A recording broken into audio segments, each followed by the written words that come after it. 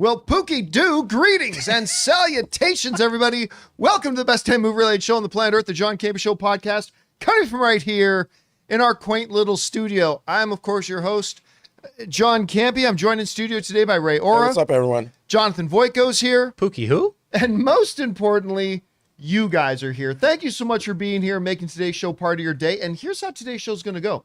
We're going to start off by talking about a few predetermined topics. Then in the second part of the show, we're going to take your live comments and questions. If you've got a live comment or question for us and like to send it in for us to address, as long as we deem it appropriate to be read on the show. If not, well, we'll just thank you for your tip. Send it on in to our tip link at www.streamelements.com/JohnCampea/tip. And here's the good news about this tip link. It's good 24 hours a day, 7 days a week. So if you're not watching this show live, maybe you're watching it later in the day, or maybe you're listening to our podcast, you can still participate. Just use that tip link, send in your question, and we'll just get around to it on our next episode. All right. Mentioned last night, did an annual little thing that we normally do.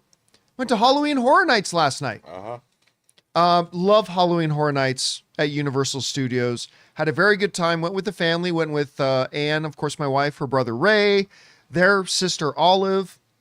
We all went last night, had a good time. It was very enjoyable. And I really got to encourage you guys, if you get a chance to go to Universal Studios Hollywood, Halloween Horror Nights, go. It's a lot of fun.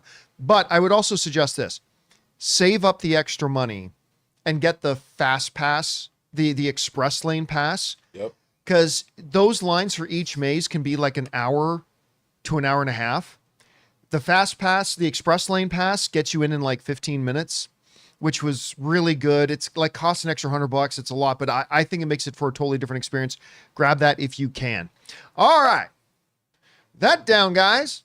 Let's get into it here, shall we? We got a bunch of trailers we need to talk about today. And fortunately, some good ones. And we're going to start off with this one. Gladiator 2, which I think laid an egg with the first trailer they put out.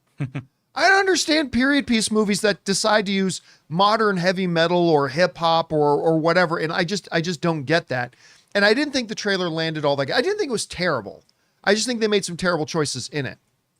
Well, they just put out a new trailer for Gladiator 2. And I got to tell you, I personally think it's significantly better. Like a lot better. It actually worked for me. It felt more gladiatory. Is that a word? Doesn't matter. I'm making it up now. Gladiatory. Somebody call Scrabble. Put it in the book. It felt much more gladiatory. It definitely had more of the spirit and tone of the original Gladiator. We got a little bit better of a picture. Again, I don't expect first trailers to give us a full picture of what a movie's about. Yeah. Because it's just the first little trailer. But in your second and third trailers, you should start to give us a picture of what's the movie about. And I feel like this trailer gave us a little bit more into the motivations of Paul Mescal, who is, of course, and this trailer confirms what we all suspected. He is Maximus's son, which is something, again, we all thought they kind of alluded to in the original Gladiator. Definitely Gladiator 2's first trailer seemed to allude to that a little bit. This one, they straight up say it, your father, Maximus. So they give that. Also, we get a little bit more understanding of what's Denzel doing here. He's trying to take over Rome. And now, with a little bit of a better picture, much more appropriate music. The music in this was great, I thought. A grander scope of it, understanding a little bit more of the background between Pedro Pascal's character and Paul Mescal's character. I think this was a much improved trailer because I'll tell you what, look, I'm not going to lie. I'm just being honest. I'm just going to say out loud what everybody's thinking. I'm still a little worried about the whole Ridley Scott angle. Ridley Scott hasn't been good in like 15 years. Other than The Martian, Ray. Yeah. Other than The Martian. Right. The Martian is awesome. Pure awesome. But other than that, and again, Ridley Scott, first ballot Hall of Famer, no doubt. His legacy is secure. He's going to go down as one of the great directors of all time. I'm just saying, the last 10 to 15 years, I mean, even just in recent years, right? Napoleon, woof. The House of Gucci certainly wasn't as good as it could have been. The Last Duel, That should have been great. It was kind of painful. Then you're going back to movies like The Counselor and whatever else. I mean, those movies you mentioned, he's got some supreme star talent on that roster. Oh, too. absolutely. Like everybody, understandably, is still lining up to work with Ridley Scott. Of course you do. You get an offer to work with Ridley Scott, a guy who's going to go down as one of the all-time greats, you take it. Absolutely you do. Hell, even look at this movie. Pedro Pascal, Denzel Washington, Paul Mescal, the kid from Stranger Things who's going to be Johnny Storm in Fantastic Four. Playing one of the emperors, Oh, God. I always freeze on his name. Always forget his name. But anyway, he's in there. I mean, Napoleon should have been it to me. God. Remember when we saw the Napoleon trailer at CinemaCon? Yeah. Sorry if my voice is a little bit going out. He was screaming a lot at Halloween Horror. A lot at Jurassic World, the ride. But that looked amazing. And Remember how excited we were for that movie? That should have been it. That should have been it. Phoenix. We saw a preview. If the whole thing was like the preview we saw, would have been a home run. Movie would have been a home run. But I never saw it. But it wasn't. Saw it. You guys said it was this. It's a jarbled mess. The whole movie was a jarbled, incredibly unenjoyable. So I'm still worried about that when it comes to Gladiator 2. But again, just talking about the trailer. If a trailer's job is to take your excitement level wherever it is, however high or low, and bump it up a bit, this trailer did it. I am now actually finding myself pretty much looking forward to Gladiator 2. The very first thing I said while I was watching the trailer was, this movie is going to make a little money.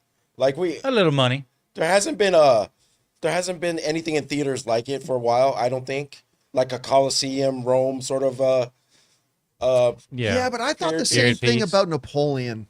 And it didn't make any money. Napoleon is not strapping on 2 axes fighting and riding a rhinoceros. A rhinoceros. Get on the rhinoceros. The rhinoceros. And also, it doesn't have Denzel. Fuck you! I'm making up another word for Scrabble. The rhinoceros. Rhinoceros. I feel like it's like some kind of transformer. I like it. Right. There's Autobots, Decepticons, and the rhinoceros. Make a lot of money. This trailer is very exciting. I'm so pumped for this movie now. But my question is, if this movie fails, isn't good, is this it? For Ridley? For Ridley? Is this it for everyone lining up to work with him? Is this it? He's going through his greatest hits of movies, so I don't know how many more franchises he's got to revisit. I'll say this. I think that's a great question. I think if this sucks and it's a flop, and I'm not saying it will be, we're just theorizing here. If this movie sucks and is a flop, I think it's absolutely the last time any studio will invest a lot of money in any one of his movies. This is a big budget. You'll still see one or two. Yeah, I think you could still possibly see like a lower budget film from him made with like a Lionsgate or something like that. But I think it's the last time a studio says, yeah, Ridley, we'll put up $150 million or whatever it is. Does he have a vineyard? Or like a wine? Vineyard he can sell. A vineyard he can sell. He's going to be doing Red 2, the sequel to Red 1. Anyway, guys, the question is for you. What did you think about the new trailer for Gladiator 2? I mean, put aside how good or bad you think the movie itself will be. What did you think of the trailer? I gotta say, I think it was a step up from the last one. I think this is a legitimately good trailer. Not just better than the last one. I think it's a legitimately good trailer. And I'm more interested now in seeing this movie than I was before. Fingers crossed it can be a return to the magic of Ridley Scott. I don't have a lot of confidence in that, but let's hope it is. Whatever you guys think, jump down to the comment section below and let us know your thoughts. All right, guys. With that down, let's move on to this, shall we? Speaking of bad first trailers, Dwayne Johnson and Chris Evans's Red 1, which I can't remember how many years ago it was that we first covered the first set photos came out from that. This movie went into production a while ago. It's been years, but they dropped the first trailer. Now, you guys know I love Dwayne "The Rock" Johnson, and obviously I love Chris Evans. And J.K. Simmons is in it. I mean, come on. As Santa Claus? A ripped, buff Santa Claus? Are you kidding me? Right? So, looking forward to it. I didn't like Dwayne Johnson's other Netflix movie with Red in the title, Red Notice. That was, whoo. I love him and Ryan Reynolds, but no. Sorry, Ryan. I'll take your Green Lantern over this. That was bad. It was. This bad. one's on Amazon, right? I believe this is. Is this on Amazon? It is an app. Yeah, it is Amazon. I've been under the impression. I'm glad you corrected me on that. I've been under the impression it was a Netflix movie. Okay, it's an Amazon film. Yeah. There you go. They're taking their chance on a Red 1. Still looked terrible. Yeah. That first trailer was awful. I hate the use of the word cringe. Like I cringe when I hear people use the word cringe. Chris Kringle. Chris Cringe. But I literally, watching the first trailer, I physically cringed. Like it looked terrible. So they put out a brand new trailer for it. Joe Blow saying, Red One, Dwayne Johnson and Chris Evans, save Christmas. And there you go, Ray. Amazon/MGM's big budget actioneer. All right. What did I think about this second trailer? You know what? Much like the Gladiator situation, where I really didn't love the first Gladiator trailer, but I actually legitimately like the second one. This second trailer for Red One is legitimately a better trailer than the first one. I'm not ready to say it's a really good trailer like I was for Gladiator 2's second trailer, but it's definitely better. It didn't have any cringe to it this time. Even the snowmen part worked better for me than it did in the last one. Because the other one was just a bunch of cheesy like one-liners and like supposed to be like funny jokes and that not just weren't funny landing. one-liners. Yeah. But like there's a scene in this trailer where they've got Chris Evans in the North Pole and in comes Dwayne Johnson. And Chris Evans goes in that, I can tell I'm not going to like you. Yeah. I mean, out of all the people here, I think I'm going to like, that line worked for me. Right. That felt kind of charming. It felt like it was building a dynamic between the characters. Whereas all the one-liners and everything like in the first trailer just made me go, ugh. Mm-hmm. But in this one, it was pretty cool. I actually kind of liked him when he's pressing the snowman's face on the barbecue and his face just kind of changes position in his head to the other side. I'm like, all right, and the one thing I did think was kind of okay from the last trailer was the Krampus. Mm-hmm. I love that they're bringing the mythology of the Krampus into this, because that could be kind of good. We got a little bit of a peek again. You just had The the jack-o'-lantern. jack-o'-lantern's head, but that's obviously the head of the headless horseman. This is it. Yeah, right here. They got the horse right here. Yeah, they got the horses there. So I don't know if this is somebody going after all the mythological That's figures. what I'm wondering. Is this like Jack Skellington needs to step in here? Is this going to be like Halloween is taking over Christmas, or are they going after all the mythological things of all the holidays? Yeah, that's the sense I got. Yeah. I got that was my sense from it. But then again, it could be maybe some of the other mythological creatures are gaining up on, they're tired of Santa Claus getting all the attention. I mean, Yeah. I don't know. I did like that they showed another bit of the thing that makes things larger and real when they Yes. did the Rock'em Sock'em robots at the end there. Yeah. Because the whole thing when he did it with can you do it to the Wonder Woman Yeah, choice? they Like, cut that and they showed the Rock'em Sock'em, which was really Yeah, good. and they went back to the car, and then the Rock's lines, let me answer all your questions. Doesn't work on everything. No, you can't touch it, and something. That was good. I mean, we saw a little bit of Lucy Liu in there. Yeah. Yes, and I love Lucy Liu. I've always loved Lucy Liu. You know what? Christmas movies to me have always been corny, really corny.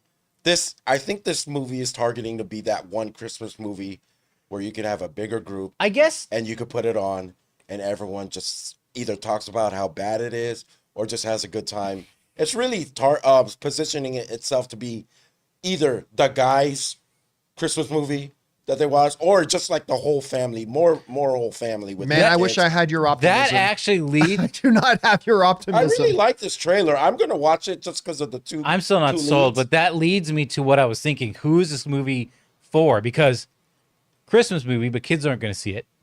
And then it's like, I mean, they're going to see it, but they're not like dying to see this kind of a movie. And then it's just like, I don't know, certain demographics are going to be like, it doesn't look like it goes hard enough for an action film that's trying to be funny or whatever. It's not like it's you know what I mean? Like a buddy cop thing. Like it just like, it almost just doesn't do enough for any target audience where it's just okay for all audiences. Well, at least this year. This comes out this year, right? I Yeah, think so, yes. At least this year, after the football games, if it's out before then, I could see this movie playing in the background while everyone's having Thanksgiving dinner. Yeah, or sure, whatever, but that doesn't whenever turn a it profit. releases. Again, I don't know that I share your optimism. Really? I think what Ray's saying is he's going to be playing it when he comes Ray will be playing this in the background while he's. I'm still not convinced. And listen, while I agree that I think this is a significantly better trailer than the first one they put out, unlike that, like where the new Gladiator trailer has made me go, okay, you know what? Now I'm interested in this movie. This is a better trailer, yes.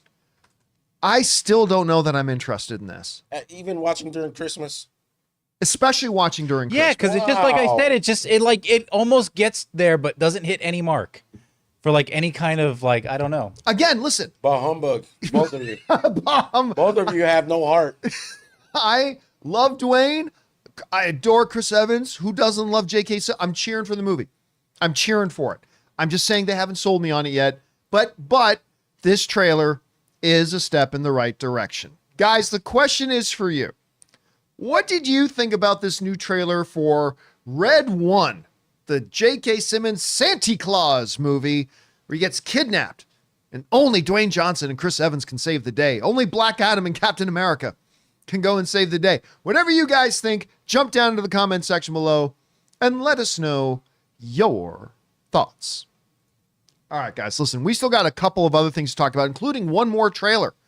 They put out the trailer for Thunderbolts, and it's even a little different than the one that got leaked the other day. We're going to talk about that. And Transformers 1, one of my favorite movies of the year, kind of stumbled a bunch at the box office and really underperformed, and that's worrisome. We're going to talk about those things and a few things more, but before we do, we're going to take a quick second to thank one of the sponsors of today's episode of the John Campea Show podcast, our friends at Miracle Made.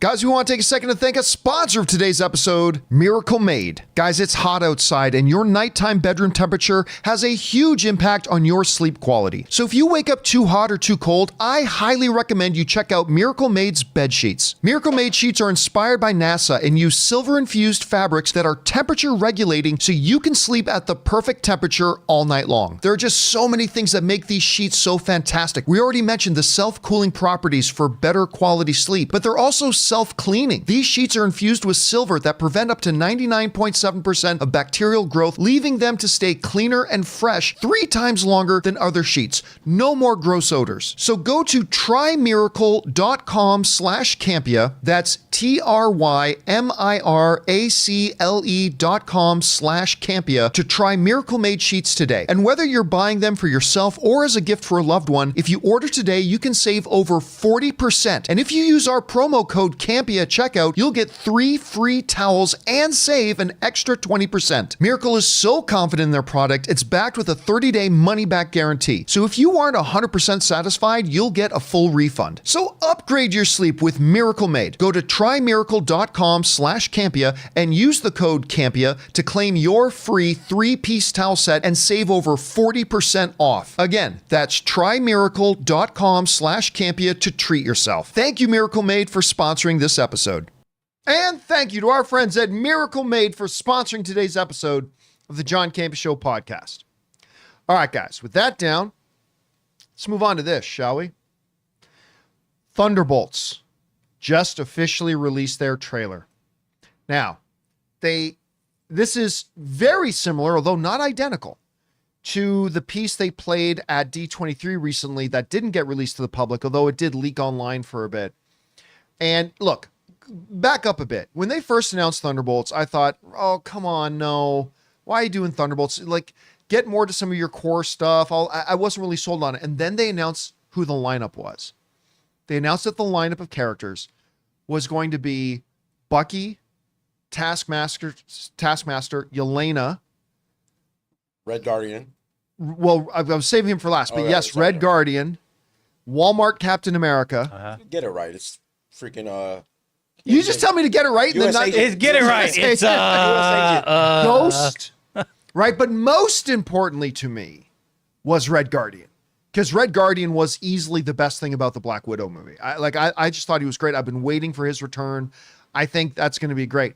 Anyway, so I like the leaked trailer, although I didn't see a very good version of it. Yeah. This full trailer with a different ending. I cannot believe how excited I am for Thunderbolts. Now, there's not a lot of stuff I'm super excited for when it comes to Marvel right now. Like, I'm really enjoying Agatha All Along right now. Agatha All Along is actually a winner for me so far. But I really don't care about Wonder Man right now. I don't care about Ironheart, although I could be made to get excited about that. I'm getting excited about Captain America 4, although I'm not really there yet. Fantastic Four, I got some enthusiasm for. But Thunderbolts. This trailer was fire. This trailer was great. It had the right notes of humor. It had the right notes of the oh shit moments. It had the right hints of There's a mystery in this a little bit. It had the right dashes of what looks like it could be great action. And I'll tell you what, like right from the beginning of it, with Yelena showing up at Red Guardian's house. Oh, your underlings at Uber command will hear about this. And then, oh, very busy, very, very busy. Top secret call. Many irons in the fire. I love this character so much. If Kevin Feige tomorrow announced a David Harbour Red Guardian standalone movie, I'm there. I'm going to tell you what. I'd even be there before going to see Fantastic Four. Huh? I know not a lot of people agree with me in that, and that's fine. That's fine. I mean, I'm looking forward to Fantastic Four, but that's how much I love this character. I think David Harbour brings so much life and joy to this character. I would watch a total standalone movie with him anyway. And then, of course, on top of all that, on that delicious sundae of ice cream, some chocolate sauce and whipped cream, you got that last little cherry. Although I take cherries off my sundaes, I don't like cherries, but the last little cherry on top. Like I said, you have no heart. Sentry. Yeah. Bob. No, can we back up a little bit? Okay, back before up. That? Back us up. There's when they first meet each other. It looks like the raft they're on, the prison, sort of, because it's shaped like an octagon or like a circle. It looks like they're on the raft. Might be. Anyways, because that's the only reason. That's why I'm thinking it is, because maybe the sentry's held up in there. That's a very good point. Yeah. But that scene, I believe, is going to be one of the big scenes, the favorite scenes where they fight each other or they all meet each other. Yeah, that's going to be like a first act scene. That's going to be in the first act, yeah. I really like the way what we saw. It's going to be so much cooler when we see the whole thing, I think. But the sentry, when you see those bullets, and they not just bouncing penetrating off. anything. We didn't see anything, but in my head, Zero penetration. I had. Oh, the bullets, nothing. That's what my dates always said the one rule was. Front or back? Nah. Oh no. Oh no. Oh no. We lost him. but Ray he's had a Bob point. We again. lost him. He's Bob again. Remember his character's name in Top Gun Maverick is Bob. That's I'm what Bob. I said. I when he got recast, because they had to do a switch up. I'm like, wow, he's playing Bob again. He huh? looks All right. good, man. When he's on his knees and they're about to fire on him, and I just could see it now. I could see it in my head. What's going to happen? Yeah, I hope what in my head happens. Now I look again. I don't want to rain on your parade. Ray, Yeah, but it's Thunderbolts movie. it ain't gonna be. I don't think we're gonna get the Sentry that we get in the comics. Like, Right. I think they're going to depower him considerably Yeah, and just stuff like that. 1,000 bullets can't penetrate him. Yeah, like he's going to be a tough, legit superhero kind of character. But I mean, I don't think this is going to be the guy that goes toe to toe with World War Hulk sort of And thing. did you notice? I noticed two things. They're keeping. We talked about this last week. They're keeping that asterisk. Yeah, which I still don't really know what it means. But the Thunderbolts logo is yellow. And who wears a suit of yellow? Wolverine. Wolverine is going to be. Oh, you're going in a different direction. Sorry. But is I wrong? Asterisk Man. It looks like to me, it looks like a sun, and the yellow is the costume. It's actually a Sentry movie, folks. You think this is going to be like a Sentry movie? Like this whole movie no, is they going to be wouldn't about do that introducing to Sentry? that cast. Let me No, just they look wouldn't here. do that. They wouldn't do that to that cast. I would keep that cast being the main subjects of this, because I love all of them. Wyatt Russell, he looks great. Why Russell's going to be great in this. I mean, Thunderbolts does have a yellow typecast, but also they have blue too, so you can't just say that. I know. I'm just saying. I'm just teasing everyone. There's something else too that they released, which is a new poster. Oh yeah, I haven't seen And that Jonathan, you got that? Yeah, I yet. got I it haven't right seen here. that yet. Let me see. I love this poster. I remember I saw it and I first thought, that can't be real. This must be fan made because it's too cool. And then they brought up, and then I realized, you know why I love it so much? Because it reminds me of this poster. The Sons of Anarchy, which of course, like my number 2 favorite television show of all time. Sons of Anarchy. It reminded me so much of this. So now go back to the other one. Mm-hmm.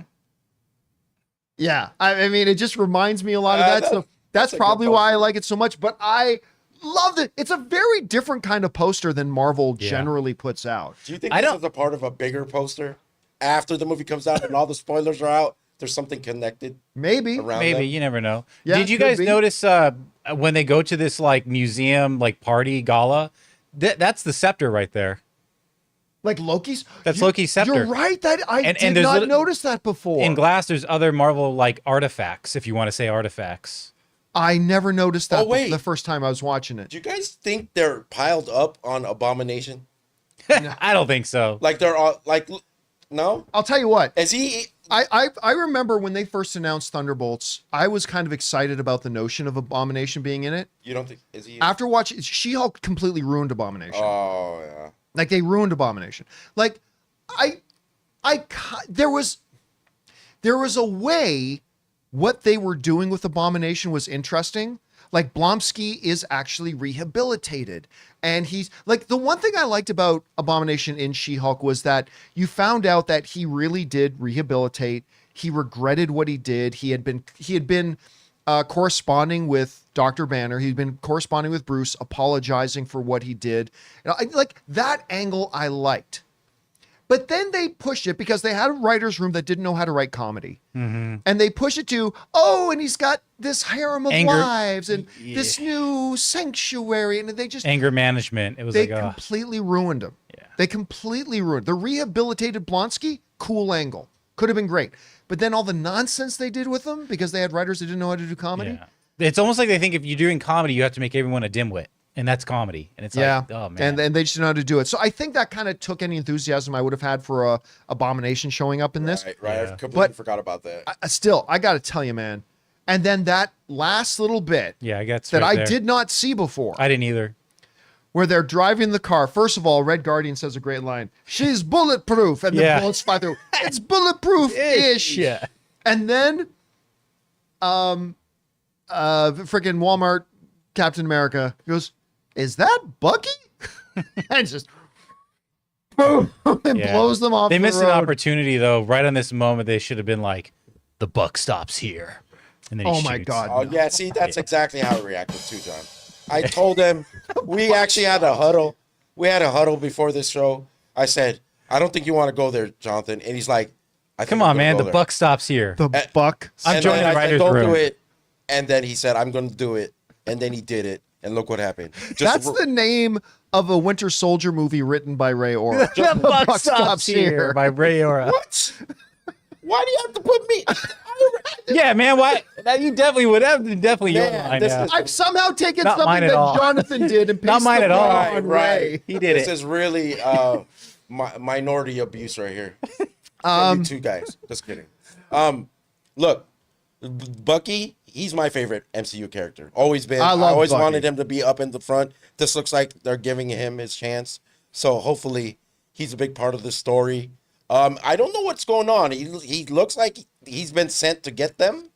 But He looks like they're he's eventually tracking- they're clearly going to team up. I mean, they're clearly Right. But at that remember, moment, at the beginning, it looks like they're all sent in to get each other. So Sure. probably he's just late to the party. Is my guess, but I don't know. We'll see. Anyway, guys, the question is for you.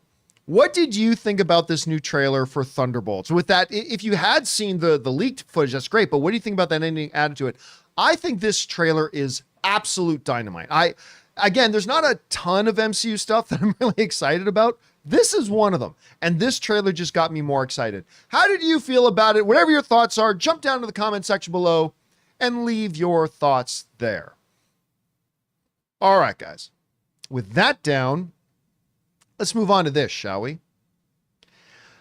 Sometimes I just don't get the movie world. I just don't. I don't mind so much when a bad movie makes a lot of money because that's marketing and stuff like that. And that's fine. And that's cool. Nothing wrong with that. It's like, yay. But it's always sad when you get like a truly wonderful film that suffers and stumbles at the box office. Because to me, it sends, when great movies don't do well at the box office, it sends a very bad message to the studios. And the newest installment of this little series of really good movies that didn't do great at the box office is Transformers 1. Now, Transformers 1 is not a ridiculously expensive movie to make. I think the last I checked was 75 million. $70 to $75 million is what it cost to make. The projections weren't great for opening weekend, but they were okay. At the low end, they were projecting it would make 30 million. Some of the more optimistic ones said 35. Some even said 40 million it could make opening weekend, which would have been great. And clearly that would have made it the #1 box office movie this weekend, because we all knew that Beetlejuice was probably going to come in somewhere around 25 million. It was going to drop by about another half from last week. So at 30 million, Transformers 1 should easily be, and probably 35, maybe 40, it should be good. When the reviews came out for Transformers 1, incredibly solid. Ray, can you look up the RT on that? Sure. Right now? Actually, I'll bring it up right now. Okay. Transformers 1. 88%, 98% audience, 88%. Look at this. Yeah. Wow. 88 and 98.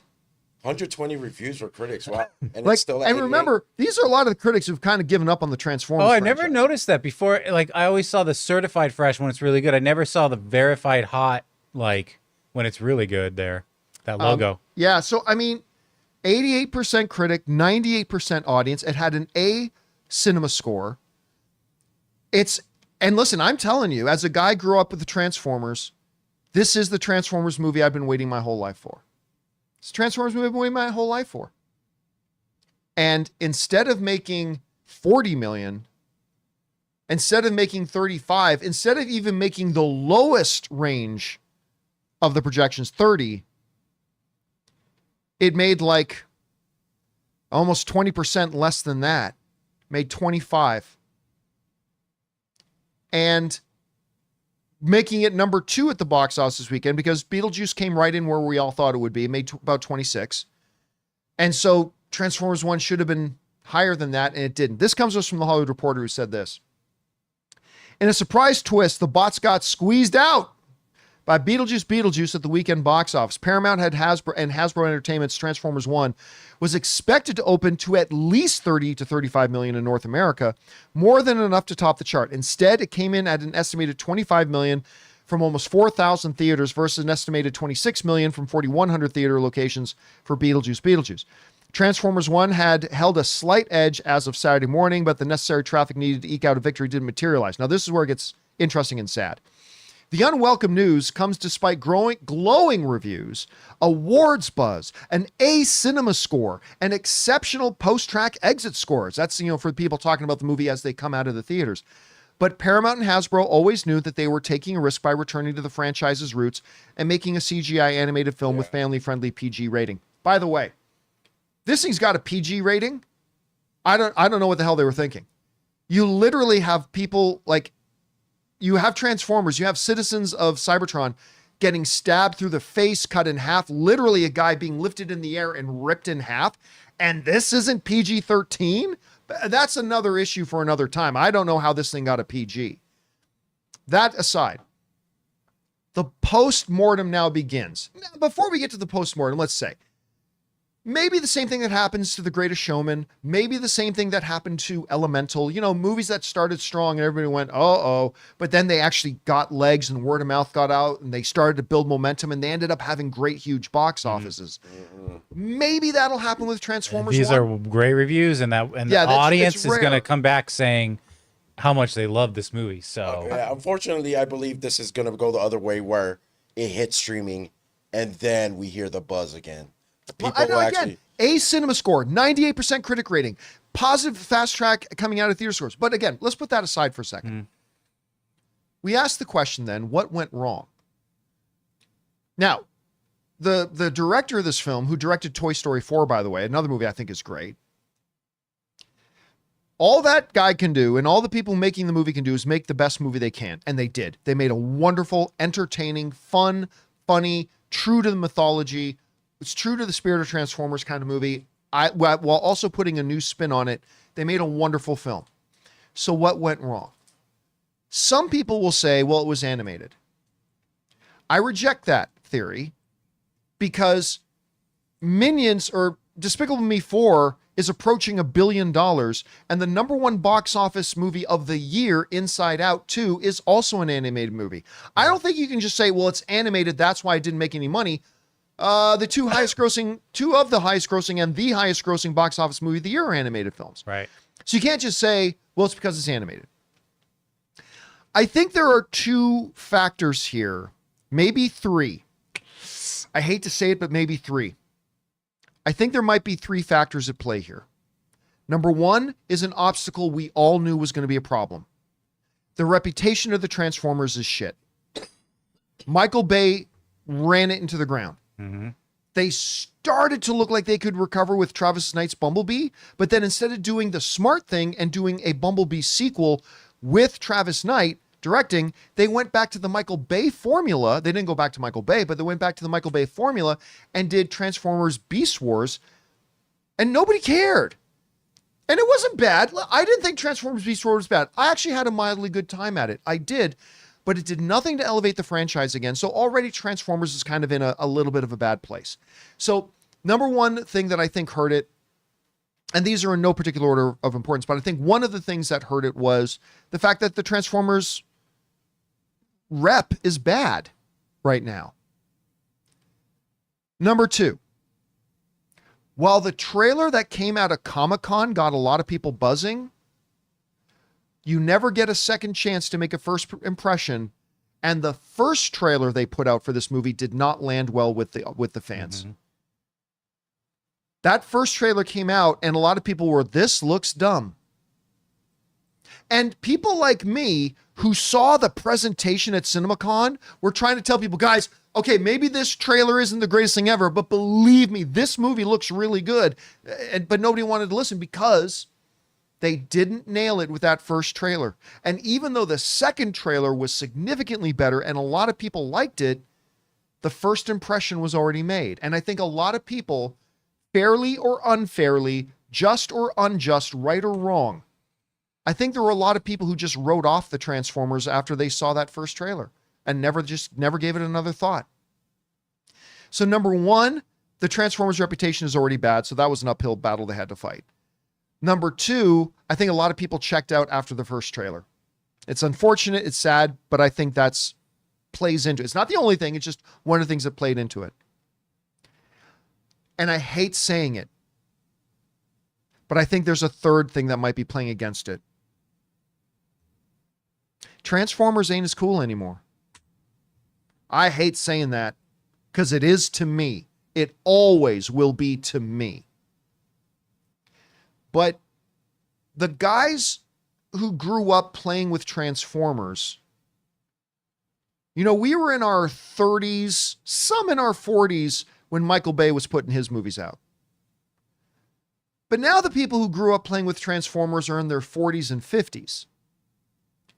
And Transformers hasn't done a lot to develop and grow a new generation of fans. Transformers 1 is doing it, but is it too little too late?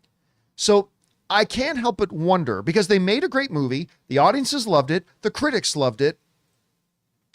I think the 3 things we're looking at is the reputation was too hard to overcome, the first trailer made a lot of people check out already, and the fact of the matter is the Transformers aren't as cool as they are to me, to a younger generation as much, right? I mean, my thing would be, just to add on to yours, they need a little bit more money in marketing, just a little bit. Even if the first trailer was bad.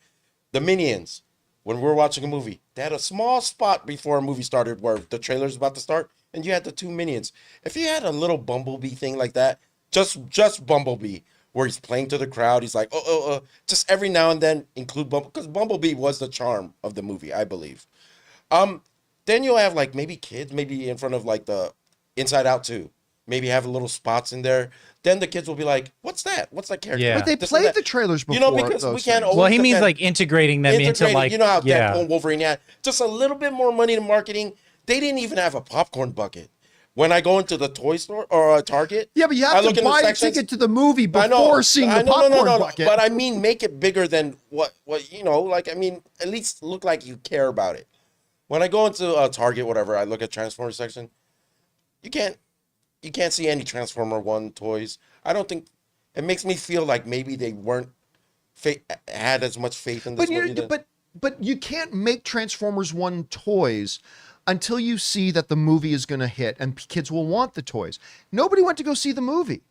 I mean, the toys have been out before the movie. But I mean, but you put nobody would have bought them because no one's going to the movie. Right. But I'm mean- just saying, it's just from what I see, Like, let's look at Wish. They can't get rid of those toys. I mean, that's probably the good because thing. nobody went to go see Wish. That's the probably and what's nobody good went to go see Transformers, so they wouldn't have been able to sell those toys either. But I'm just saying, I think they needed to put a little bit more money in the marketing.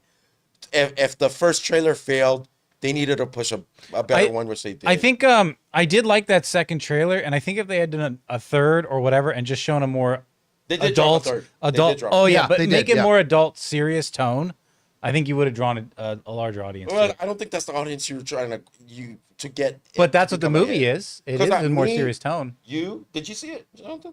Not yet. Oh, okay. Me, John, we went to go see it. All the Transformers fans who's always backed up Transformers will always go see it. Yeah, right? but there's not as much of us anymore. Yeah, but then that's why I'm saying, in order to pull the younger generation to watch these movies, you got to get something for them to get catch their attention. I don't know, man. They put out a bunch of trailers. I just don't know. I think it has more to do with, I think there's a lot of people that even if they did more marketing, I don't know that it would have helped. I mean, maybe it would have, but. And a great cast, like the voice acting cast that shows you. Great. But that honestly, just shows you that it's not necessary because that didn't pull. Yeah, I mean, that didn't pull anybody. And again, the unfortunate thing is they made an awesome movie. Yeah. This is an awesome movie. This is literally, like, right now, I don't know that it will be by the end of the year, but Transformers 1 is in my top 5 favorite movies of the year so far. It may or may not still be in. I don't think it's still going to be in there by the time we get to the end of the year, but again, this is, I think, the best Transformers movie ever made. Mm-hmm. I think it's the Transformers movie I've been waiting my whole life for, and it was better than I expected it would be. Again, A cinema score, 98% audience score, positive tracking on Fast Track. I mean, what else did they need to do? I know, but people didn't want to go. And it's unfortunate that it's Paramount too, in the trouble that they're in about, like, you know, I hope this is not the last one from them. They seem to always care about their properties that they have, and put so much love into them that I hate. Well, I agree. If this would be the and they did so good with Mutant Mayhem, and then and now this. Well, okay. Now I was about to circle around to Mutant Mayhem. Now, Mutant Mayhem was another animated movie they did that, quite frankly, exceeded my expectations, and I ended up enjoying very much. And it didn't do great at the box office. But what Paramount did was, we see that people who did see it really enjoyed it. And we believe that is a foundation we can build on. So Paramount committed to making a second one, and we're going to get a Mutant Mayhem 2, even though the first one didn't do well. I hope that Paramount has the same vision for this. I hope Paramount, instead of sitting back and looking at the opening weekend box office, which is disappointing, instead they look at the audience score. They look at the cinema score. They look at the tracking information. I hope they sit back and look at and say, okay, maybe not a lot of people came and saw this movie, but the people who did come to see this movie loved it. And even if Transformers 1 doesn't end up making us money, we believe, hopefully, that this is a foundation we can build on. And if we do another one, the next one will make money. Yeah. That's my only hope right now. For this I do agree, because then if you can, first off, I have believed that this will have legs. I do. If it doesn't, it doesn't, but I think it will. Beyond that, I think it's going to do really well in streaming and pick up a lot of audiences in streaming and whatever secondary markets, so that if they are going to announce a second one, you're going to pull in a bigger audience for the second one. I wanted to bring up the movie that did take the box office, Beetlejuice. Why? Because you know what? Last night we did Halloween Haunts. We're getting into October. Beetlejuice seems to be like a Halloween-y movie, type of movie. That might keep it up there for a little bit. You know what I mean? I think just because people get into Halloween, like it could get. I think we talked about that. Like, it could get a bump, but you know. And unfortunately now we're going into the fourth weekend and fifth weekend. Yeah, I just wanted to bring it up for that point. Maybe it's staying strong because people are getting to the Halloween spirit. People are just. It's going to run. I think it's going to be, by the time we're getting closer to the holiday season, it's going to be in its run its course. Sixth week. Yeah. Well, because too, like you said, John, earlier, it actually hit where we figured it would have hit. So it's not like it took a bit. Yeah, it's not like it took a bump. Beetlejuice made what we said it was going to make. It was going to drop by about half. So it's tracking. It was going to make around 25. Yeah. And so Transformers 1 will be the #1 movie at the box office, because it's minimum going to make 30 to 35, maybe even 40. And then it didn't do that.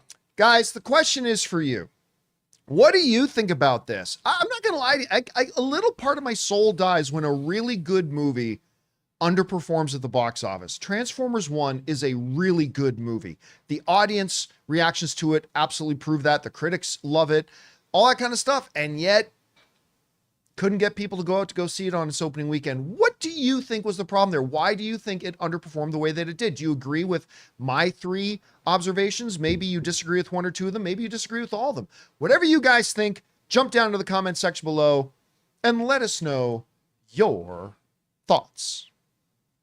All right, guys. With that down, we got breaking news. We got one more thing we got to cover here. Oh, okay. You guys remember, as we move on to this, that Josh Brolin had been in some discussions to play the Green Lantern Hal Jordan in the upcoming HBO series Lanterns as a part of Peter Safran and James Gunn's new DCU. He, of course, then turned it down, or they couldn't complete the deal. Well, now it's official. We've got our Green Lantern. One of my favorite dudes in this business, Kyle Chandler, according to the Hollywood Reporter, is now going to star in the Lantern series for HBO. We're going to go over and take a look at the story here. I'm reading this for the first time along with you guys, so follow along here. HBO's DC series Lanterns has found its Hal Jordan. Emmy winner Kyle Chandler set to play the legendary member of the Green Lantern Corps in the series, sources tell the Hollywood Reporter. The show will be the first series role for the Friday Night Lights star since Showtime's 2022 drama Super Pumped. Lanterns, which scored a straight-to-series order in June after years of development, comes from Chris Mundy of Ozark, Damon Lindelof, Watchmen, and Lost, and Eisner Award-winning comics writer Tom King. The trio are co-writing and executive producing the series, with Mundy serving as the showrunner. And a lot of people love the Ozark, and were very excited when they found out that he was going to be doing this. All right. Kyle Chandler is one of these guys. He reminds me of David Morse. He's a guy that never became an A-list star in the business. But every time he pops up in something, he makes that movie better. And a lot of people are really, really big fans of Friday Night Lights. Hell, he was even good. Great in Game Night. Remember that little comedy Game Night? Yeah. He was so good in that. Super 8, Argo, Manchester by the Sea, of course, Friday Night Lights. He had that one really popular one. What's it called? Bloodline? That's what I was thinking. Bloodline. Yeah, Bloodline that was super popular for a while. He just appears in 1,000 different things, and he can do anything. He can do period piece. He can do drama. He can do thriller. He can do comedy. He can do it all. Now, one of the things that this confirms for us is that, we were then kind of speculated that when we heard Josh Brolin, that they were looking for an older, more experienced, maybe a little more grizzled Hal Jordan. A Hal Jordan who's now in the later part of his career. By them going out and getting a guy like Kyle Chandler, again, an award-winning actor, a fabulous performer, to play this role of Hal Jordan, it kind of confirms that is the type of Hal Jordan. Oh, and by the way, one other thing I want to mention, even though he's only in it for a few episodes, Mayor of Kingstown, where he plays Jeremy Renner's big brother for the first few episodes. He was great in that as well. God, I love this guy. I think he's just terrific. Every time I see, it's for a split second, every time I see Kyle Chandler, I go, oh, Ron Livingston. And then I'm like, no, wait, that's Kyle Chandler. They almost look like they could be cousins or something. Or like, older sibling to the other. Yeah. So again, this is just breaking now. So again, it doubles down and confirms what we thought they were going for with the Hal Jordan. So this is quite clearly going to be a Green Lantern Corps where they've got an elder statesman, a captain, if you will, the one who's been around the longest in Hal Jordan. And then we've got our Guy Gardner and Nathan Fillion. We're going to get Jon Stewart. I'm guessing we're going to get Kyle Rayner. I don't know that for sure. And I don't know if they're going to bring in some of the alien Green Lanterns like a Kilowog or something like that. But I've never heard them saying they're going to bring in Kyle Rayner. I'm kind of guessing they will be. But I think this is great. If you are going to go for a guy who's a veteran Hal Jordan, this is the guy you get. I mean, listen, I also would have loved Josh Brolin in the role. Sure. If they were, again, going for that. I'm seeing some people in the thing, oh, worst casting ever. listen, if the character is an older Hal Jordan, a more experienced Hal Jordan, who would you have cast? Who are you going to get? And if you want to get talent, this is an award-winning actor. This guy is great. This casting is fantastic. I mean, I think if there's going to be anybody crying about the casting, they're going to be crying because, no, they wanted a younger Hal Jordan. But that's not the character. Yeah. The character is clearly an older Hal Jordan. Who are you going to get that's better than this guy? There's not a lot. There's about 6, 7, 8 other names that you could have mentioned that I would have been excited about too, but his is definitely on that list. I think this is great. I'm very, very excited about this casting. Again, I like the Josh Brolin one. I'm not saying I like Kyle Rayner's. I'm not saying I like Kyle Chandler's casting better than the Josh Brolin one. But again, there's about 6, 7, 8 names you could have mentioned that would have got me excited for the casting, understanding the kind of Hal Jordan they're going for. This guy's definitely one of them. Yeah. And for all we know, the casting rumors were just a little skewed. Sometimes we've seen where Josh Brolin is in talks with DCU. It got the messages got confused and like, yeah, it's for Green Lantern. For all we know, James Gunn is talking to Josh Brolin about something else. We don't know. Well, no, I think the Hollywood Reporter confirmed that Josh Brolin officially turned the role down. Turn that role down. Yeah, turn that role down. That doesn't mean we couldn't see him in something else. If he's been offered, yeah. But I really, really do like this one a lot. Guys, the question is for you.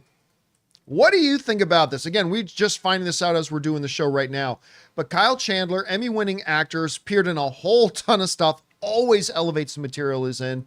He's going to be our Hal Jordan. I like it a lot if that's the kind of Hal Jordan you're going for. What do you guys think? Do you have other guys you were kind of hoping to see maybe get the role, understanding it's supposed to be an older, more experienced Hal Jordan?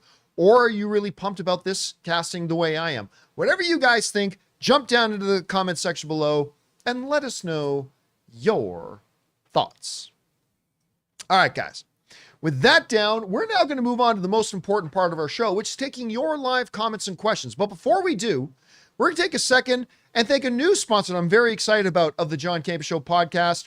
Our friends, I've been using them for years, at Acorns.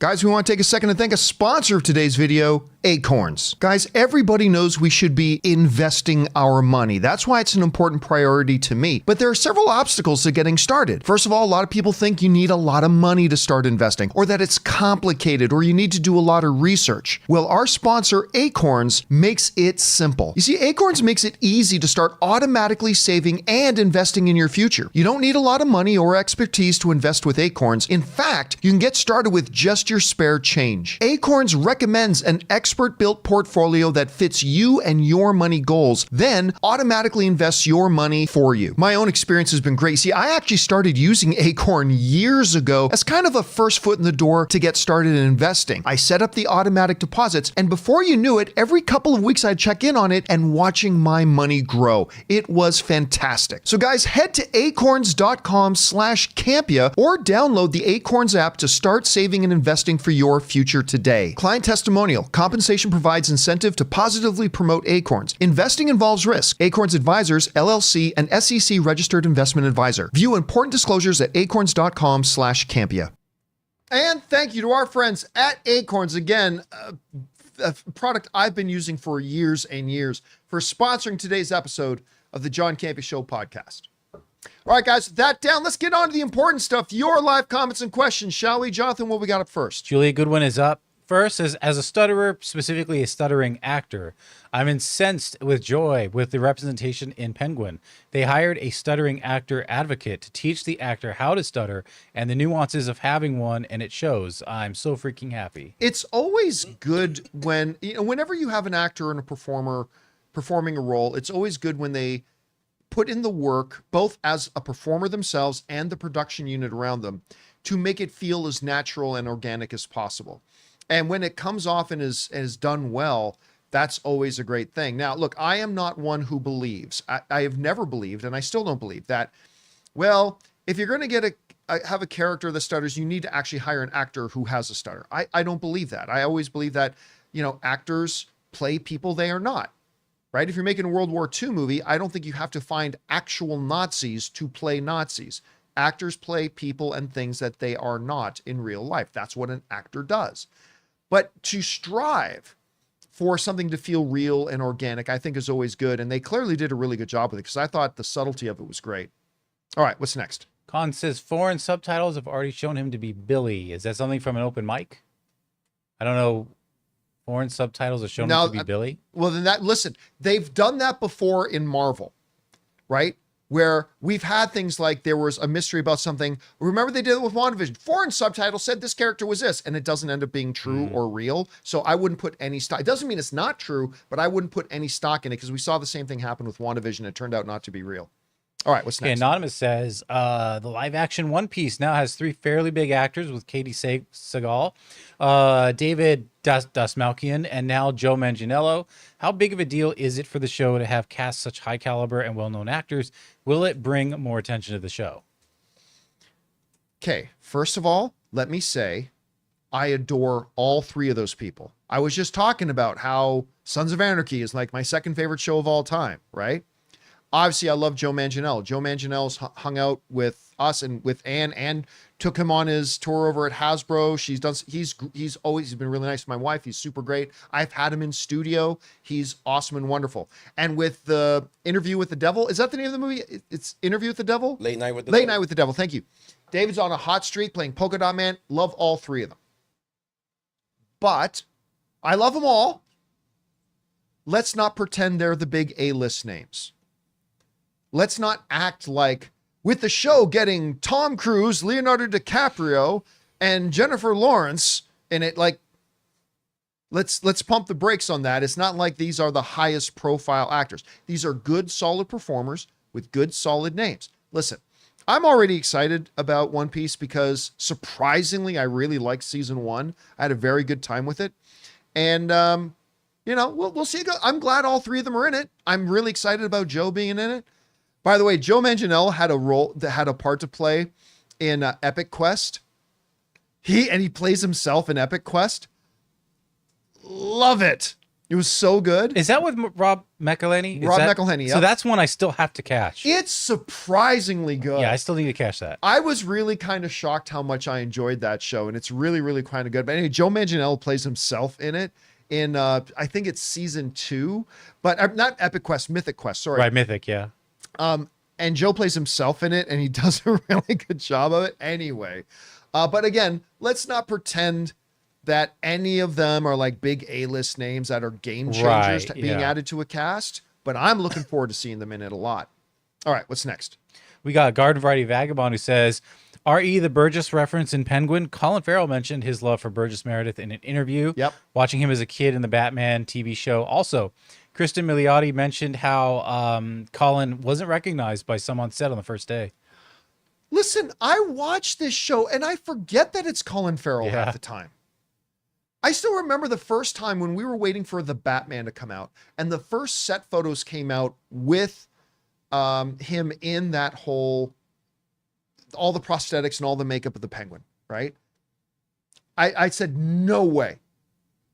Like if it didn't literally say in the subtext, Colin Farrell as Penguin, there's no way. Like if they just pull that picture out of nowhere and say, what actor do you think that is? No one's saying Colin Farrell. It is amazing, the transformation. And from episode 1, it ain't just the face prosthetics, because we get to see him naked. And it's like the body prosthetics on it are so good. I mean, yeah, he truly is transformable in that. All right, what's next? Raymond says, just saw Superman, the Chris Reeves documentary.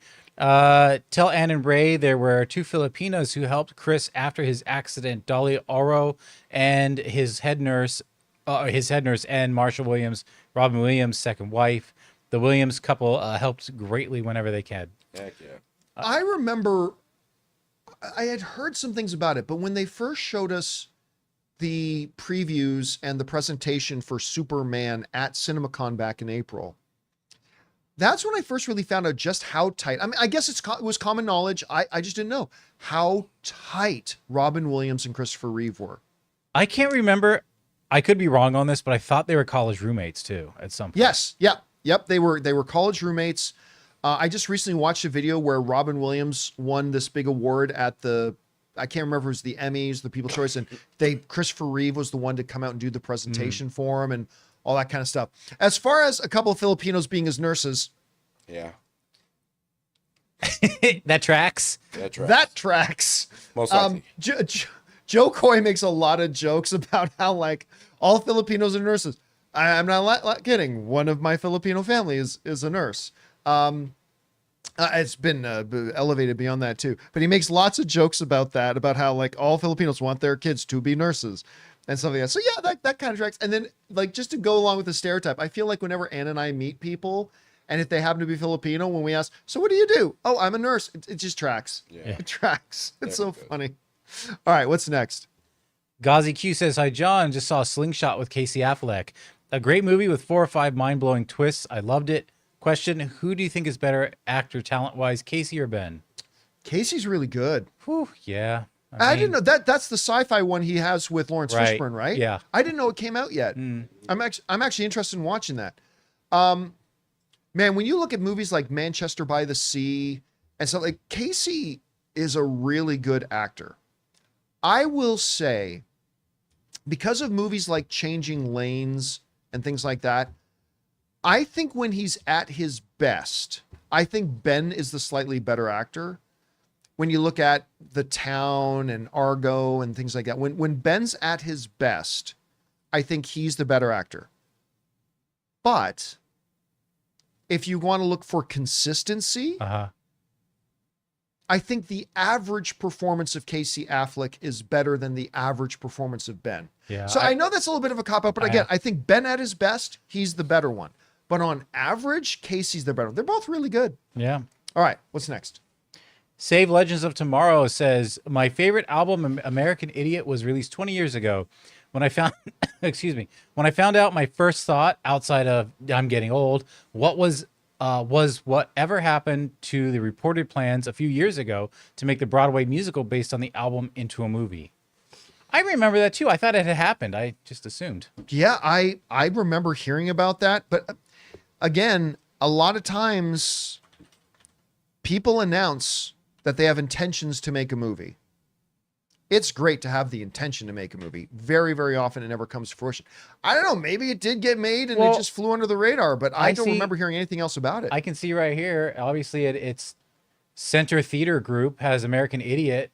Green Day's produced in collaboration with Deaf West Theater, so it must be a thing. But is that theater a live stage theater? The or is that a movie staging of an theater? American Idiot is a bold and timely endeavor. Okay, so it's a play. Yes, but there's always been a play. But they were supposedly going to make it into a movie. Oh, they were converted to a movie. They were going to make it into a movie, and I don't know. By the way, I love the song.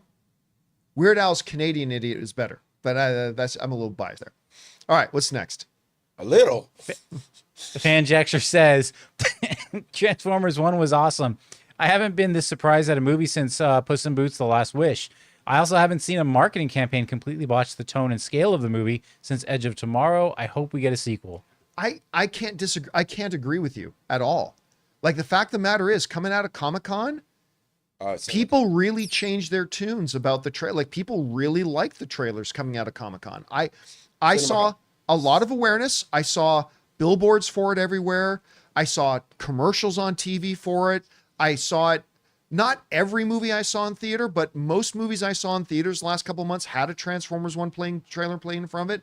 I don't think at all that this was a botched marketing campaign, except for the first one. That first trailer clearly didn't connect with people. Yeah, that was like Paw Patrols meets Transformers. Yeah. All right, what's next? The spider on Ray's hat. Transformers 1 box office is concerning, but I think its real strength will be legacy.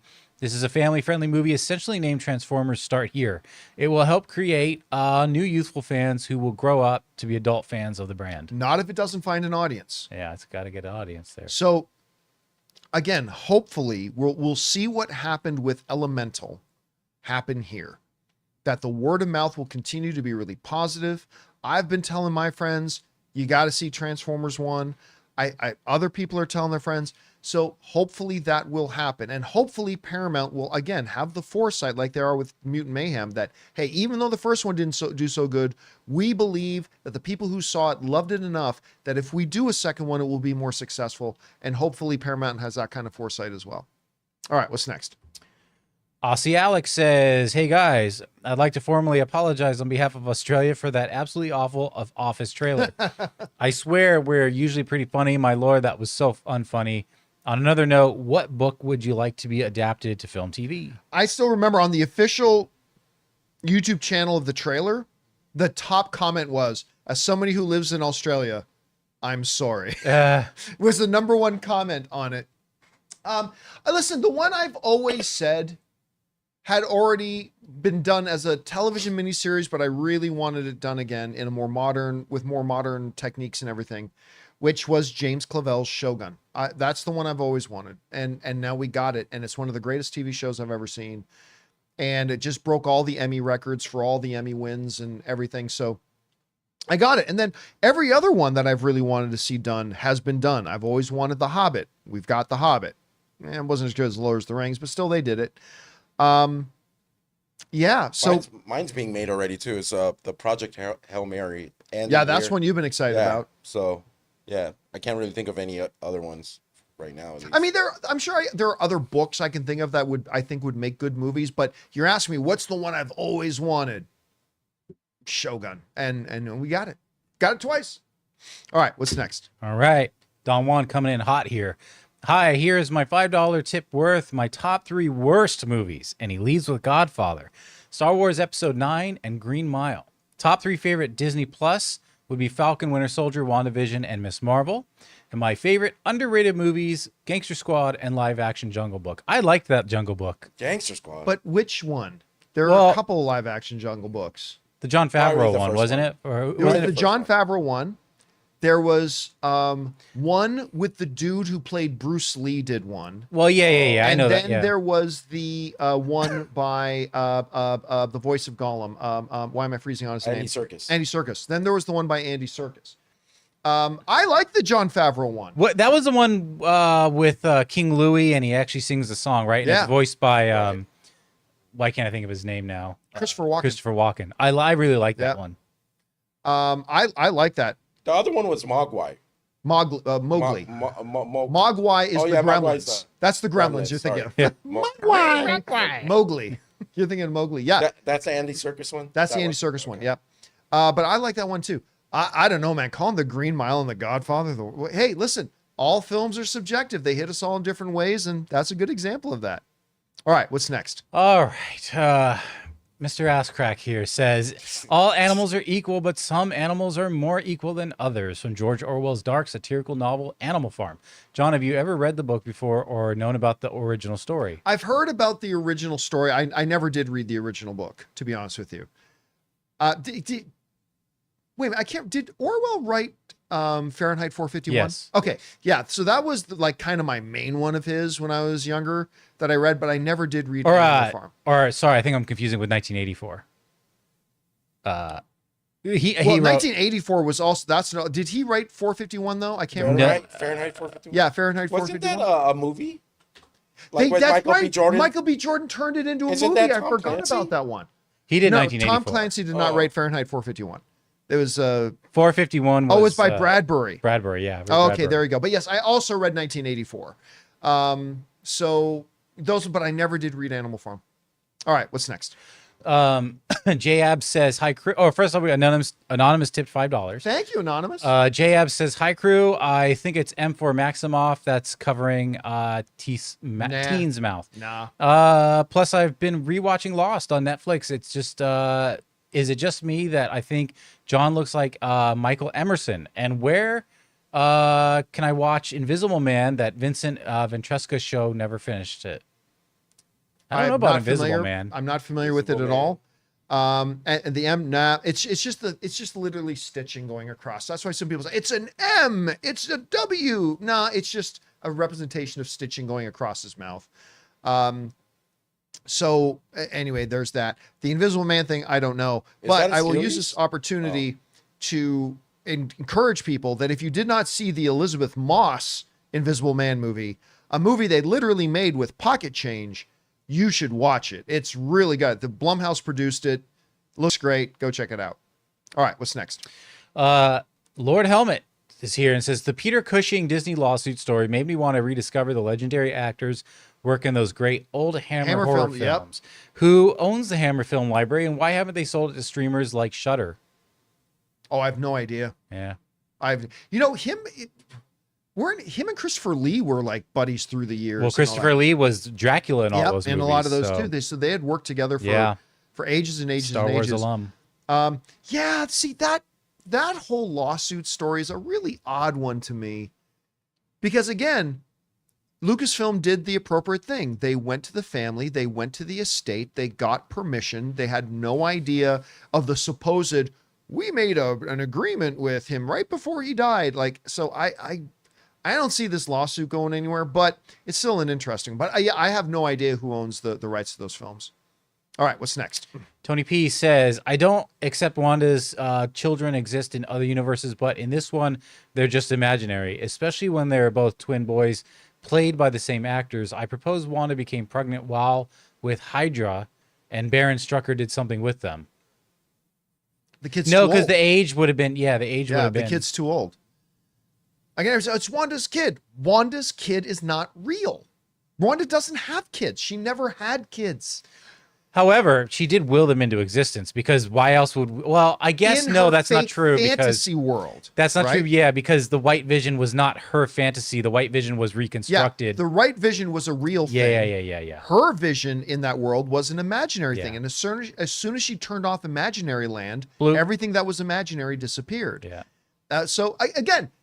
This is the MCU. They can write anything they want. They can say, a portal opened between the Vortex Kingdom and the Ingamat Empire that transferred the kid from another reality that was real into this one, and they ate. I mean, it's the MCU. They can make up anything they want. It is possible that the teen is Wanda Maximoff's child. In some reality, in some universe, in some sphere somewhere, and magically they're here. It's possible. It's not impossible. I can't say that's not because it's the Marvel Cinematic Universe. I'm just saying it makes no logical sense. But it wouldn't be the first time that Marvel did something that made no logical sense. All right.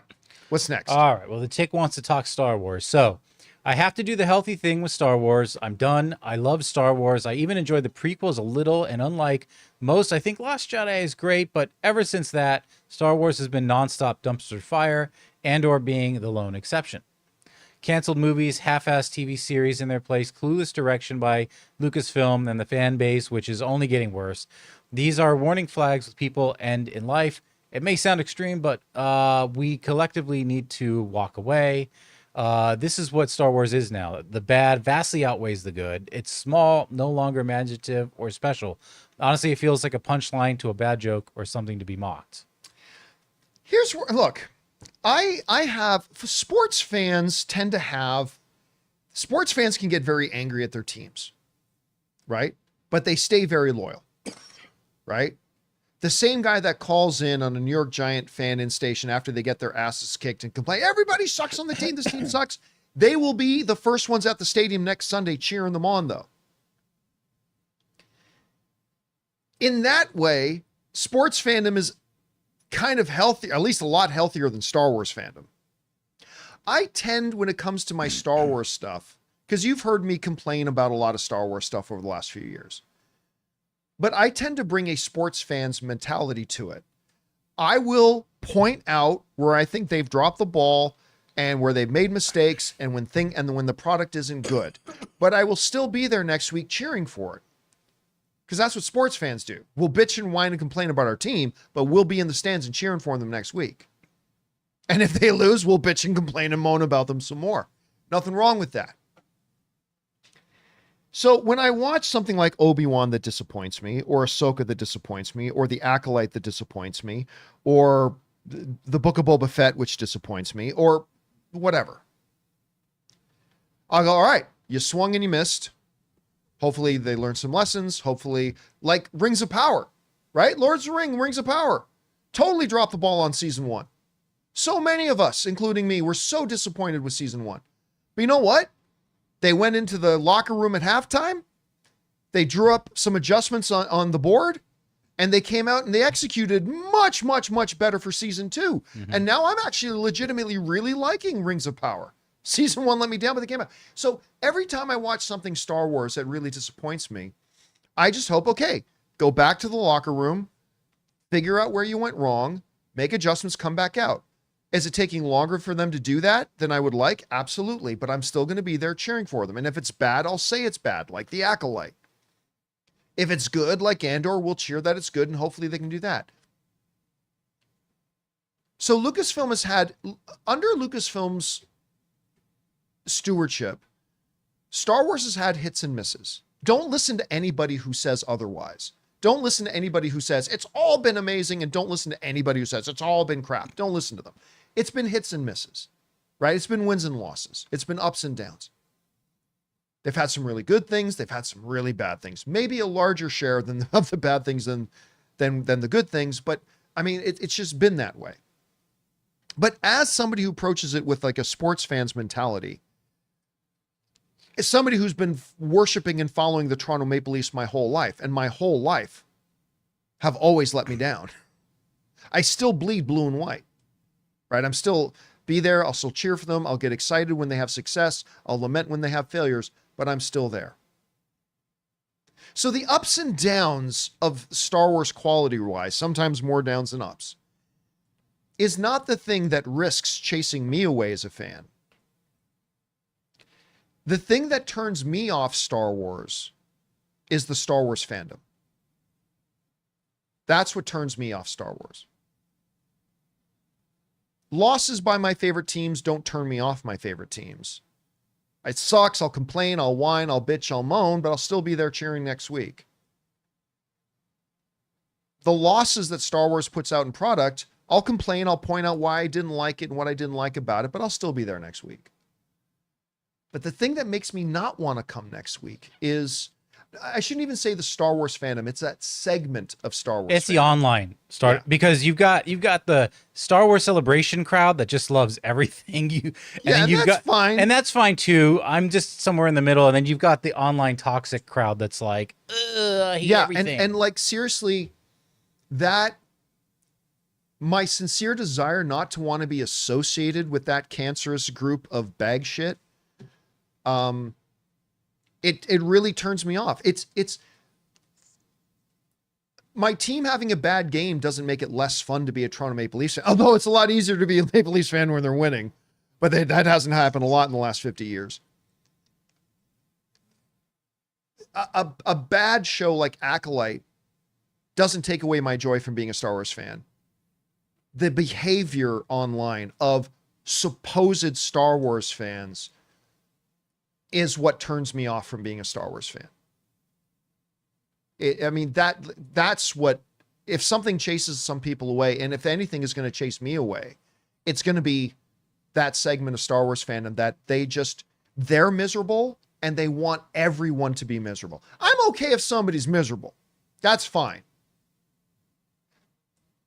But what you have is a segment of so-called Star Wars fandom that are miserable, and that's fine, but they now want to make everyone else miserable.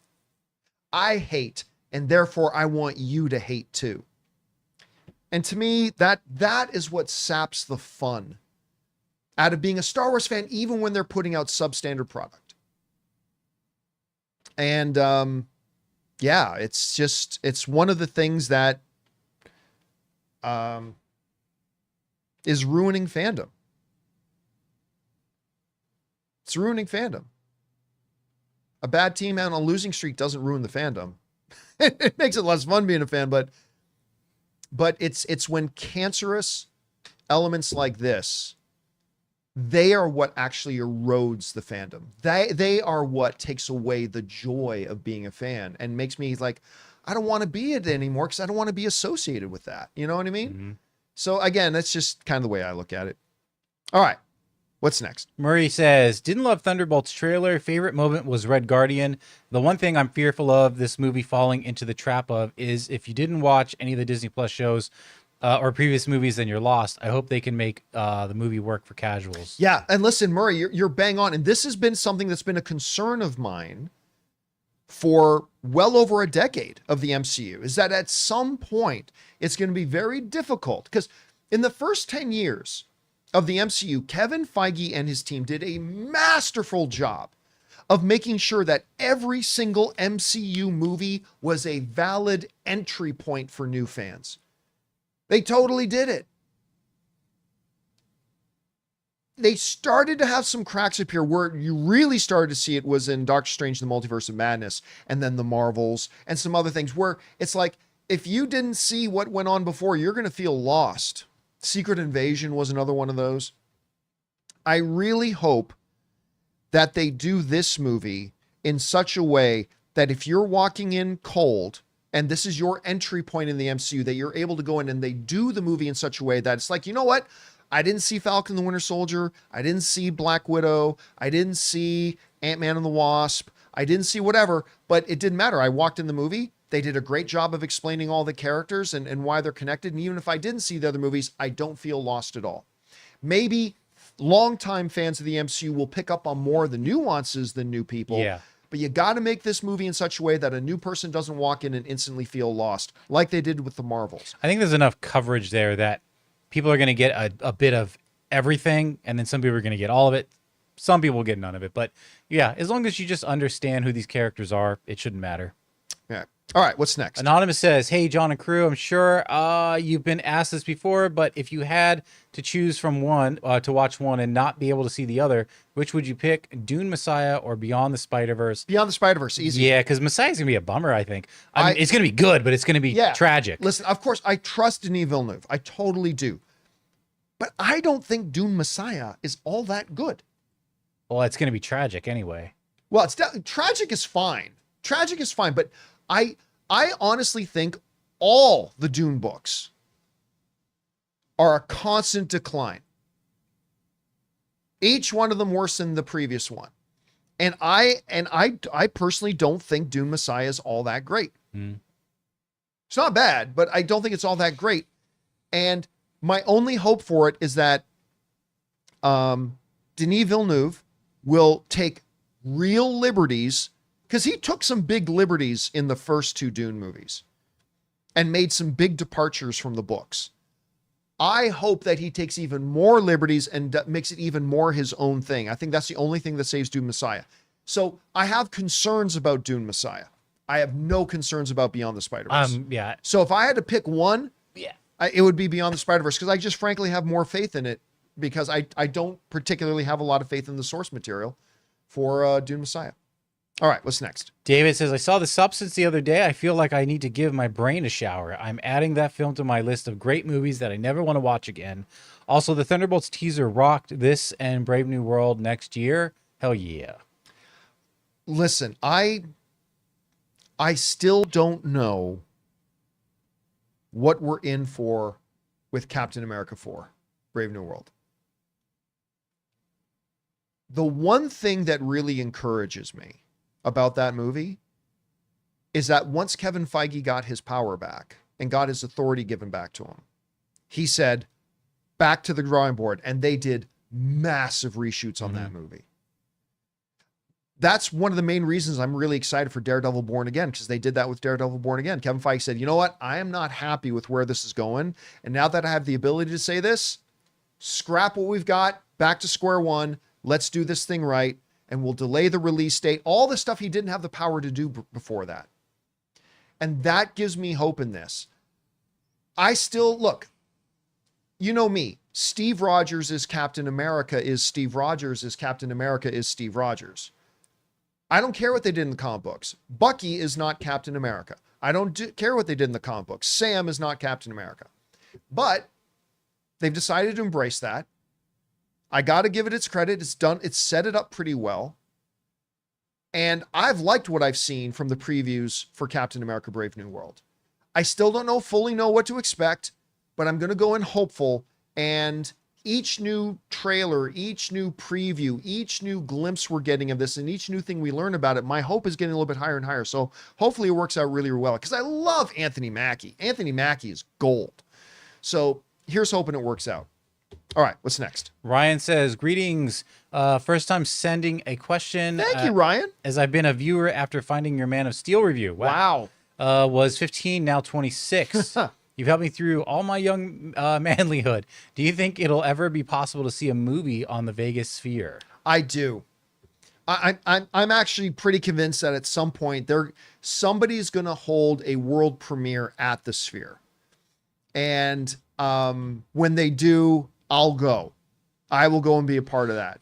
That is like a global marvel. The Sphere in Las Vegas is just a global marvel, and I 100% like.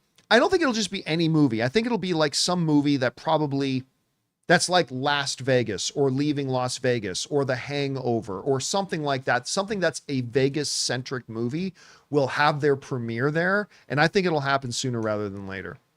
All right, what's next? Javi says, greetings, everyone. I always say my favorite director is Tarantino, yet he doesn't direct my all-time favorite movie, Sin City. Is there a case that Rodriguez might be secretly my favorite director without me knowing it? No, I think your favorite director is about body of work. Uh-huh. Right? It's about body of work.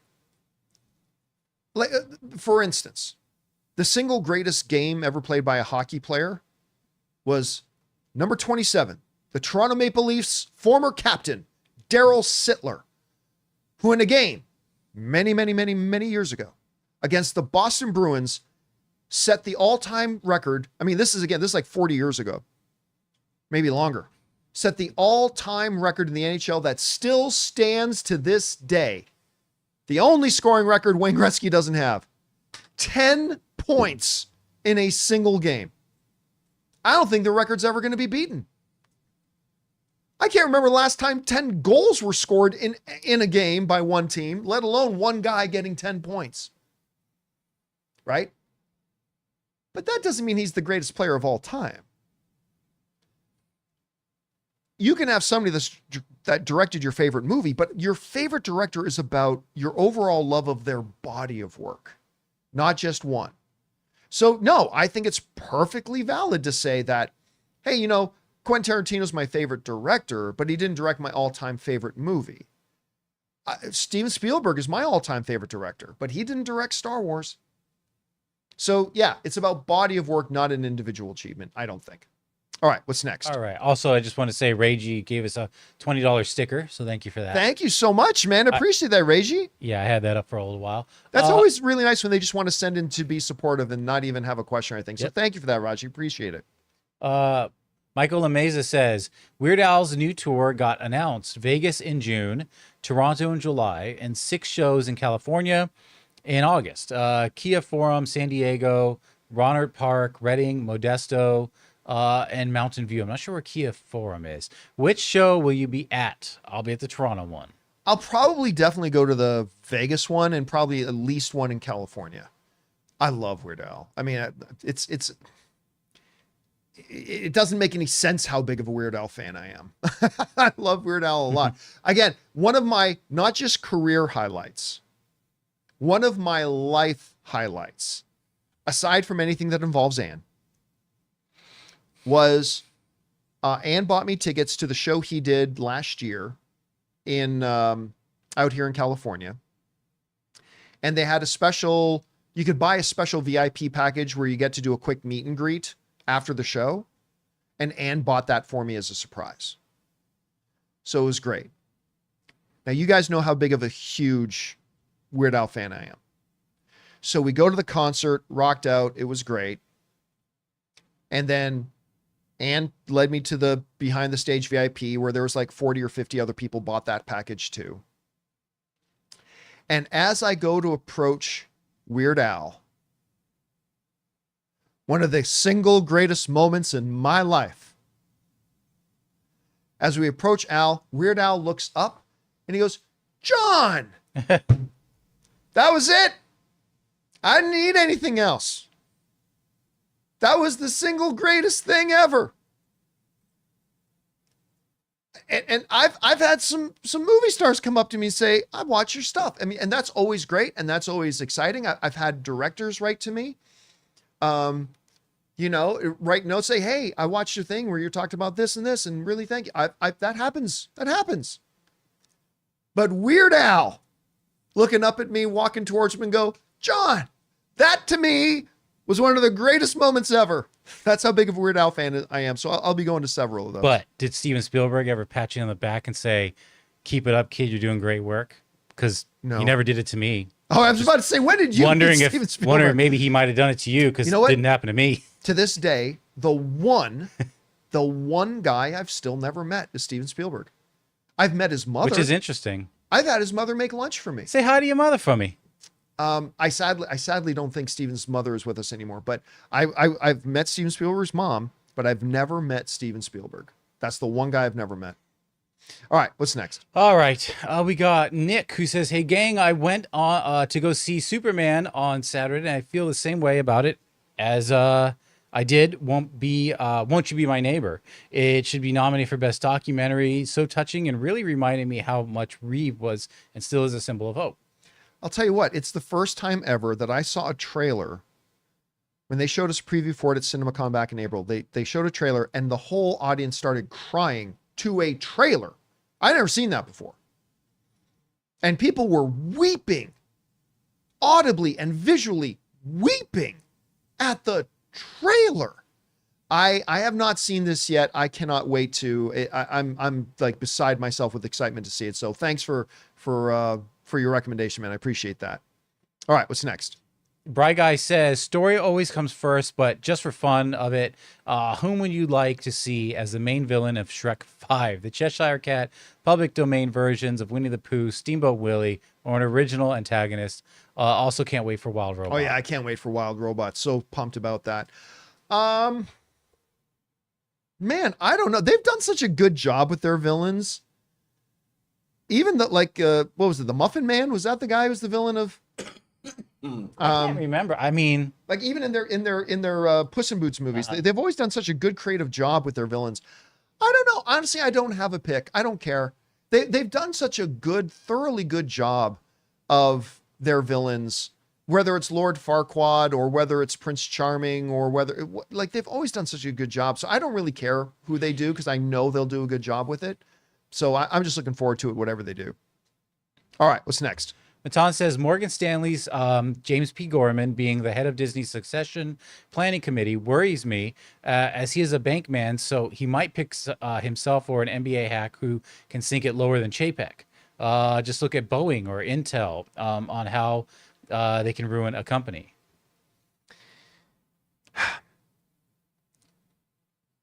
I don't mind the idea of a pure businessman or woman being the new CEO of Disney, provided they have the vision and foresight to know the right personnel to appoint under them, right?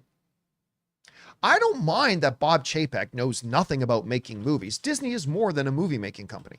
I have no problem that they picked Bob Chapek, even though he knew nothing about movies. That's fine. Where I started to get concerned with Chapek was when he appointed somebody who knew nothing about movies to oversee the movies.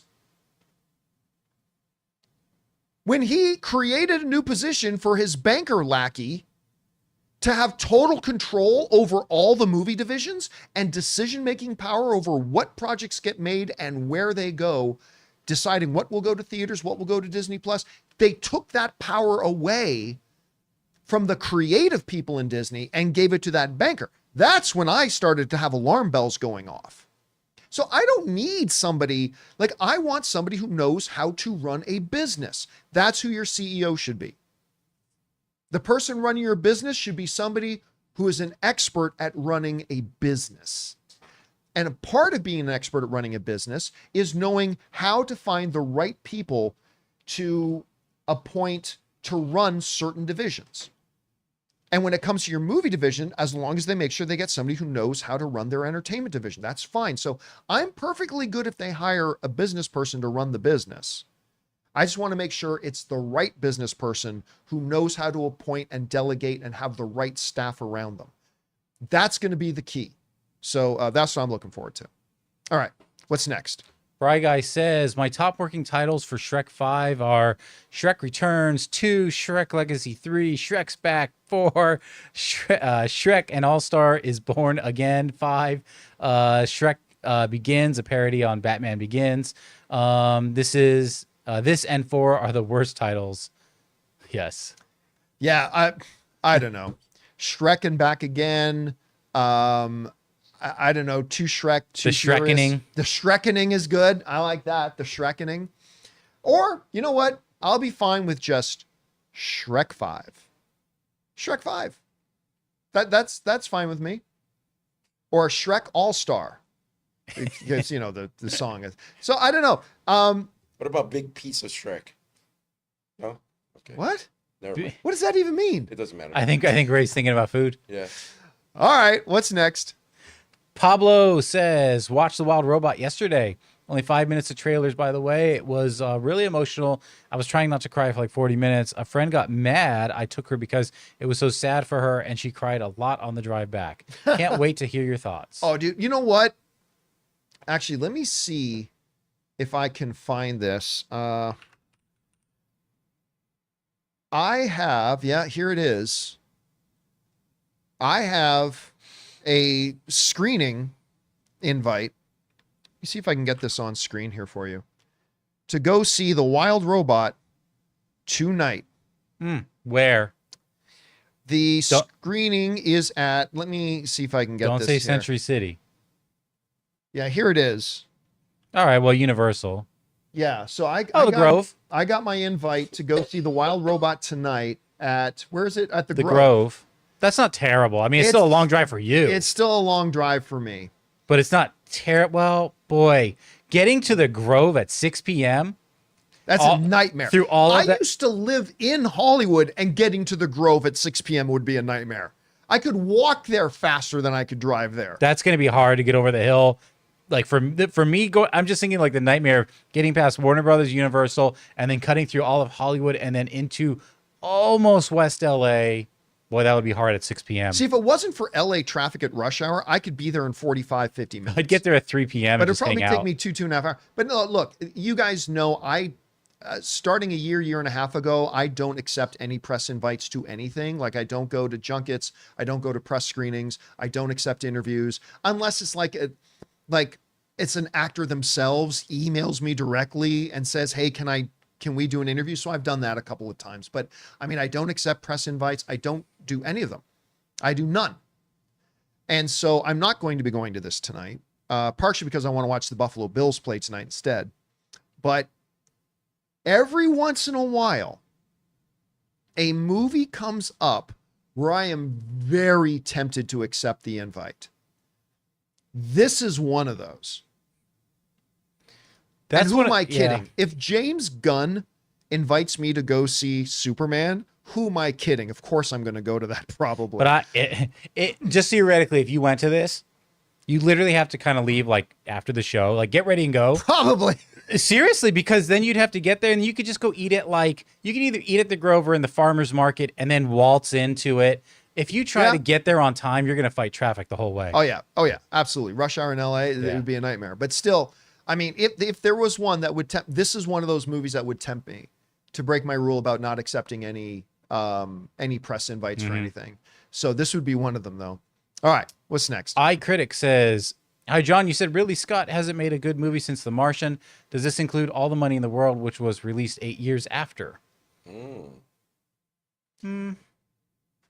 you like that movie? I never saw it. I mean, this is the one that was it Mark was Wahlberg, recast. right? Yeah. All the Money in the World was the one that had what's his name, and they had to recast. Mark Wahlberg, Michelle Williams, and Kevin Spacey had to be replaced. It wasn't great. The performances were I don't good. think it was bad. I don't think All the Money in the World was bad. I'll be honest with you. I forgot Ridley Scott directed that. Yeah. I forgot that. But it's not great. It's not like The Martian good. But by the way, Christopher Plummer got nominated for the Academy Award for that. That's why I say the story itself was okay. The performances were great. These are the kind of movies like you were talking about he could like go on with if Gladiator doesn't hit. Smaller budget films, but are smaller. These are the types of movies that others will still offer him to do or let him do or be willing to pay for him to do. But if Gladiator 2 doesn't hit, his big budget movie days are done because no one else is going to put money up for them anymore. But again, let's keep our fingers crossed for Gladiator 2. Yeah.